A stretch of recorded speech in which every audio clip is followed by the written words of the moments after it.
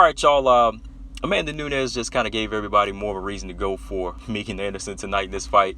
If you're a fan of the featherweight division, or if you're a fan of WMMA, I feel like she did give everybody more of a reason to go for Megan in this fight, because she said this in a recent interview that if she was to beat Megan Anderson tonight, that the UFC should go ahead and retire the featherweight division. That they need to just go ahead and retire it, as she already beat everybody and she cleaned the division out. And this is pretty much like I said a few months ago before this fight. I felt like if Amanda Nunes was to continue to juggle these divisions like this, then the 145 pound division would just kind of sit at a standstill. Would just kind of sit flat. There would be no real reason for them to stack it up, make rankings for her, just continue to let her fight whoever in non-structured form, while she could go back and forth between 135 and still fight a bantamweight fight every now and then. So I felt like, yeah, they're not gonna build this division up. But also, like I said, if Megan Anderson was to win, then I feel like they would, because that would be new blood for the division. They'd have to bring in new competition, and they have to bring in new rankings for it. So in a way, she's just kind of making people say, oh, Megan Anderson's got to win this. And that is kind of more pressure on Megan Anderson going into this fight, But my thoughts on the whole situation, even before, like, it was cool for me. It was cool for me when I saw Amanda Nunes, conquer two divisions like 2 years ago.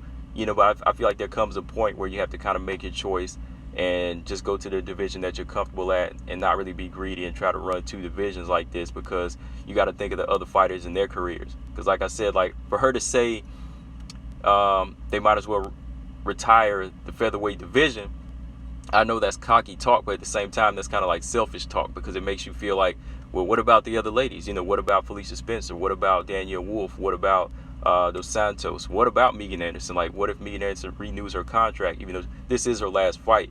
What if she renews her contract and she wants to continue to fight? They need a division, right?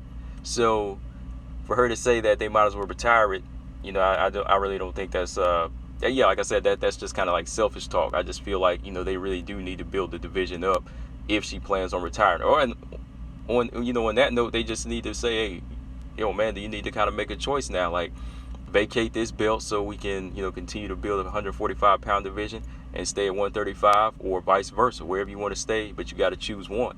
Because I just feel like if they retire the division as a whole, that'll cancel out a bunch of fighters. Like I said, like, it ain't that many, but I mean, it'll cancel out even the bantamweights that could move up the featherweight, if that makes sense. But yeah, that's just my quick thoughts on that whole situation, guys. Let me know in the comment section what y'all think. I might talk about this some more, because like I said, if Megan Anderson was to win tonight, it would definitely shake up the division. And I think then the UFC would be forced to build a featherweight division, not just around Megan Anderson, but just around these other featherweights that need to compete, and decide who's the best if this title switches hands tonight. But yeah, guys, let me know in the comment section what y'all think. Combo Breaker 99. I'll see y'all at the fight night. Peace.